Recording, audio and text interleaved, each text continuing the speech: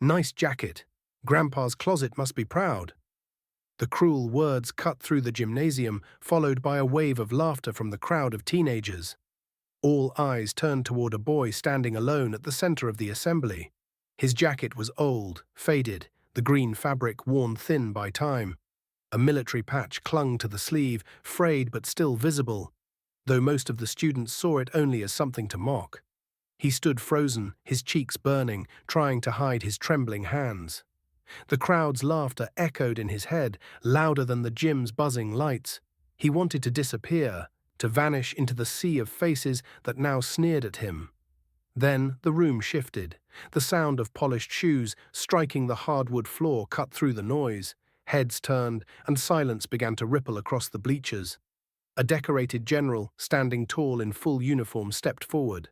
Her ribbons and medals glinted under the gym lights, her eyes sharp but calm. She had been invited to speak that day about service and sacrifice, but now the mission had changed. The general's gaze fixed on the boy's jacket, on the patch most had overlooked or ridiculed. Her expression softened, and with deliberate steps, she walked straight toward him. Whispers broke out. Why is she walking to him? What's happening? She stopped just a foot away, the entire gym holding its breath. And then, with flawless precision, she raised her hand to her brow and gave him a crisp salute. The gym gasped. No one understood. Why would a general salute a boy in an old, ragged jacket? The boy blinked, stunned, unable to move. The laughter that had filled the air only moments ago now collapsed into silence, replaced by confusion, curiosity, and shame. The general's voice carried across the gym, strong and unshakable. That patch you see on his arm is not something to laugh at. That patch belonged to warriors, soldiers who stood when others sat, who fought when others fled, who gave everything so you could sit here today in peace. A hush fell so deep you could hear the faint hum of the scoreboard above the bleachers. The general turned slightly, addressing the students directly. Do you know what that jacket represents? His grandfather wore it in combat. That patch marks a unit that shed blood on foreign soil so that none of you would have to know the taste of war. It is not fashion. It is sacrifice stitched into fabric. The boy's chest tightened. His grandfather. A man who had died before he was born, whose stories lived only in family photos and bedtime tales. The jacket was all he had left of him. He wore it not for style, but for memory, for pride. Yet in this gym, among his peers, that pride had been turned into humiliation. Until now. The general lowered her salute and rested her hand gently on the boy's shoulder. Young man, she said softly, never feel ashamed of this jacket. You're carrying a legacy greater than any medal I wear today.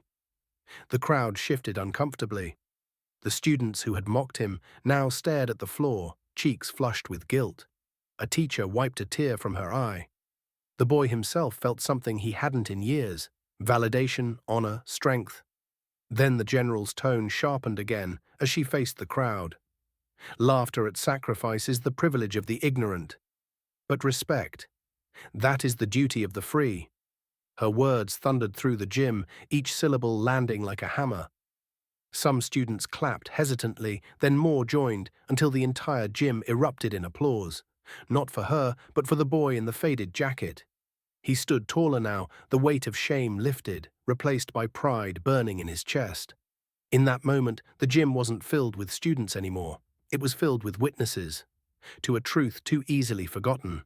That behind every patch, behind every uniform, behind every faded jacket, is a story of sacrifice.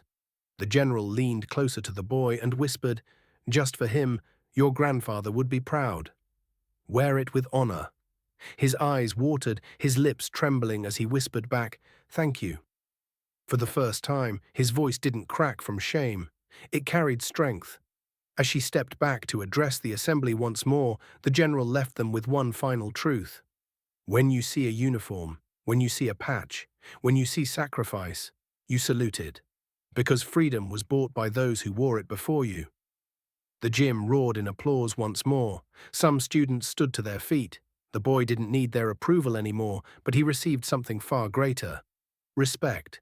That day he walked out of the gym not as a target of ridicule, but as a symbol of memory, of family, of sacrifice. All because one general reminded everyone what honor truly meant. Never mock what you don't understand.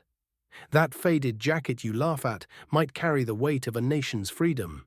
Before we end this story, let us know in the comment, where are you watching from? If this story touched you, subscribe to the channel, hit that like button, and drop a comma in the comments below.